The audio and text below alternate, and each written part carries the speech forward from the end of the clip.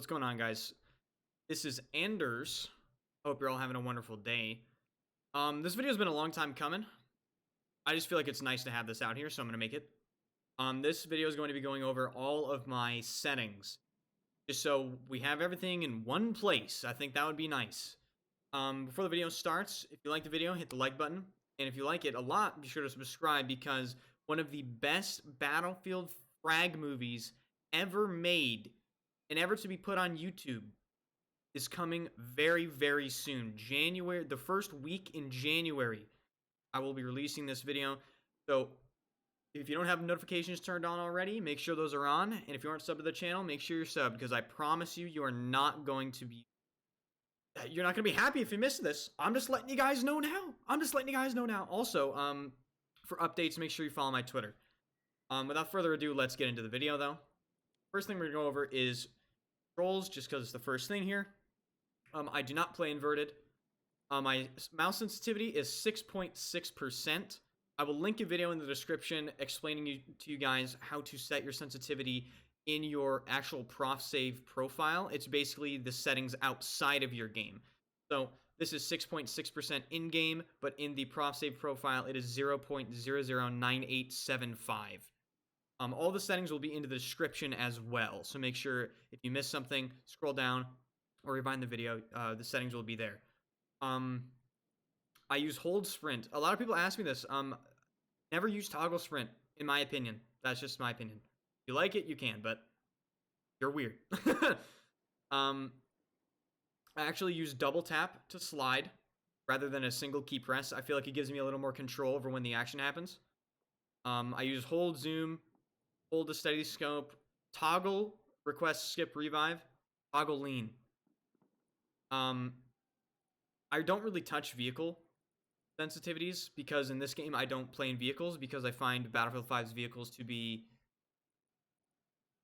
garbage. So yeah, nothing for controller. Don't use anything there. Advanced, I do use soldier. Excuse me. I do use uniform soldier aiming. Don't ask me how this works. I, honest to God, don't think a single person knows exactly how this system works. I have asked people that, like Synthic, the people from Synthic that do all the weapon stats. I've gotten like 3 different answers. Nobody knows how this works. So here's my advice. If you like uniform soldier aiming, try 133% and 178%. If you don't like either of those settings, turn it off. I turn it on for vehicles as well, just for continuity. I do not touch any of my soldier zoom settings at all. As you can see, those are all default. Don't touch any of this either. I, honest to God, have no idea what this does either. Don't touch any of this, please. And controller tuning, obviously there's nothing. That's about it for controls. We'll get into the key bindings later. As far as gameplay, make sure HUD motion is off. That's a very important thing. I don't like my HUD moving around. Funnily enough, this game actually shuts kill feed off automatically. So if you're wondering why you don't have any kill feed, this is why. Kill log, I show it. I only use weapon name. I see people use picture. I honestly think identifying a weapon through a picture is harder than just reading what it is. You know what I mean? I feel like it's just quicker to read the name. But it's up to you. I turn awards off. I don't like a bunch of random pop-up messages. Vehicle seat info, leave that on. Critical messages, I leave that on, because I like to know when I'm getting packet loss. It'll show up in where my mouse is. It'll show up in like right-hand screen. Share usage data, I turn that off. I don't want anything hindering my performance. And also, let's be honest here. They don't really need to know what I'm doing. So, turn that off. Overlay shadow strength, I left that default. Loadout mirroring, I turn this on. If you're wondering why you switch factions and your loadouts are different, this is why. Crosshair settings. I use a 100% visible crosshair. Bright pink. I'll just leave this here if you guys want to pause the video and copy the numbers for that. Hit indicator, 100% visible. I use white normal hit indicators, green headshots, and red kill. damage base shape is off, I feel like sometimes it can get in the way. Armor hit indicator is blue. Again, I'll just pause the video if you want to read those numbers again. Minimap. It's very important to have minimap texture opacity, in my opinion, to 100%.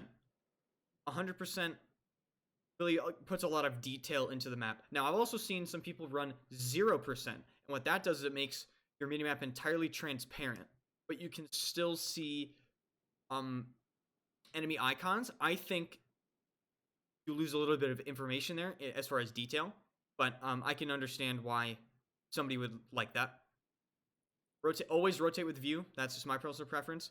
Flight zoom radius all the way up. Vehicle zoom radius all the way up. I like my on foot to start around 65. And you can actually hit your N key to cycle between 65, 150, and I think 250. I'll have to check. Minimap size. I plan on 140% minimap size. I think default is... Fuck. I think default's like 100. I play 140. Default icon opacity. So this is dictating like the objectives and stuff. Like how see-through are the objective icons. I don't like them being in the way at all. So I turn this down 35%. Friendly soldiers 45%. Enemy soldier, you want this at 100%. That makes it so enemies' icons are super vibrant and visible. Gadget icon 40%, danger ping 55%. ADS. So this is opacity when you're ADS. Objective icon 0%. So when I ADS, all the flags disappear, so there's no screen clutter. Friendly soldier 30%, enemy soldier 100%, gadget and danger ping 0%. So you won't see any of these three that are on 0% when you ADS. As for advanced, camera shake scale. If you're ever wondering why you watch somebody stream and see, oh, I wonder why their screen isn't shaking as much as mine. It's probably because you have this on default 70%. Okay, turn that all the way down to 50%. Fuck screen shake. Okay, get it out of my face. Soldier auto leaning, have that off. I want control over my soldier. Soldier auto peek over.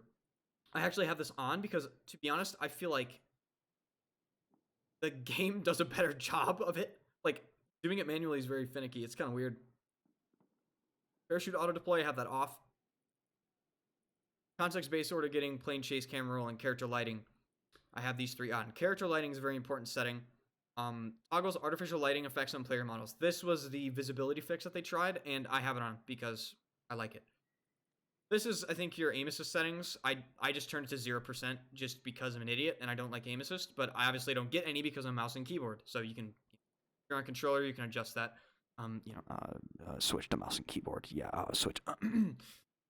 Reload hint, I have that on, but the hint system in general, I have that off. This is where you can see like network performance stats and stuff like that. I just have this off. I see a lot of people that use it. It's up to you. Audio. I actually just got new headphones. I was playing on surround headphones for the longest time. This is honestly personal preference, but one thing's for sure, don't use 4 tapes. 4 tapes is very... It's very boomer driven, if you understand what I mean. There's a lot of explosions and everything's really loud, and it's meant for more cinematic experience. I mean, that's pretty much it in audio. It's up to you, really. Video settings. I'm on PC. None of these apply to console. I'm sorry. My field of view is 84. I'm going to clear something up in here. When I say on stream my field of view is 84, I'm talking about the number here. Not this number. To my right, you see horizontal FOV. Battlefield 5's in-game FOV on the slider, which we're looking at right here, is vertical FOV. 84 vertical FOV is 100 horizontal FOV. So my FOV is actually 100, but it's 84 vertical. Does that make sense? Good. Vehicle third-person field of view, max it out. I use ADS field of view. I personally like it. This is another thing you're going to have to test for yourself. I know Baronox plays ADS FOV off. I personally don't like it. Motion blur, honestly, delete this option from all video games, to be honest. Like, just nobody uses it. Please delete it, DICE. ADS depth of field, I turn this off. It gets rid of some of the close range blurring when you ADS.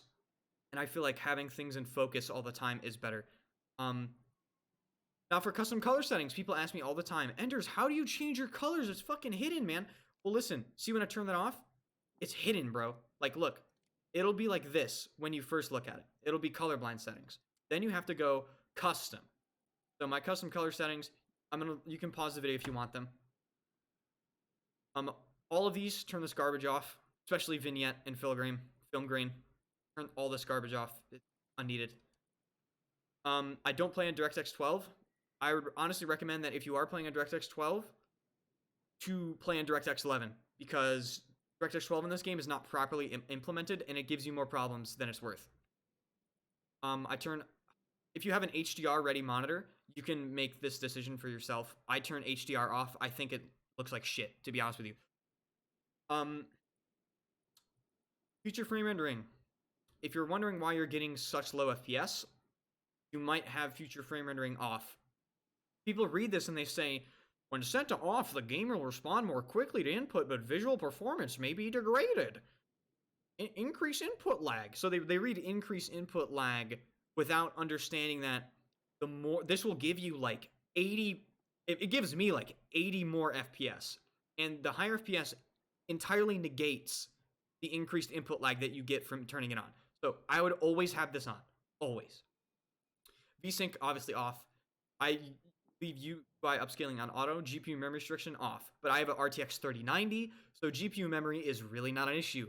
If you have something like, say, a 4 or 6 gigabyte graphics card, maybe you could turn this on. You would have to test that yourself. I don't know. I play everything low as possible. You guys know me. I want the FPS, you know? Everything low as possible here. Make sure TAA is low, too. Key bindings. There really isn't much to go over here. I don't really change my bindings enough. Well, at all, really. I think I changed my slide key. Slide key is X. And my lean right while zooming, lean left while zooming, I have that on my mouse side buttons. So mouse 3, mouse 4. Everything else is default. There's really not much to go over here. I play on very, very simple controls.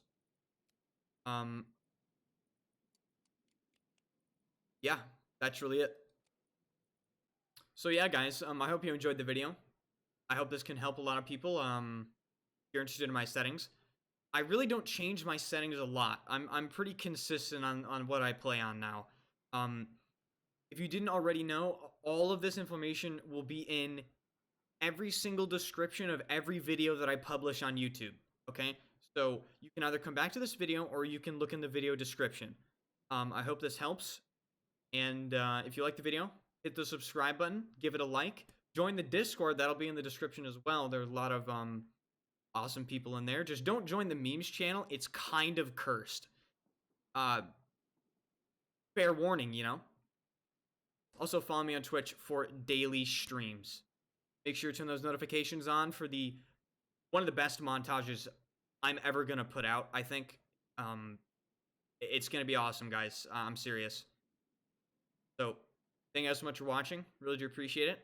I will see you guys in the next video.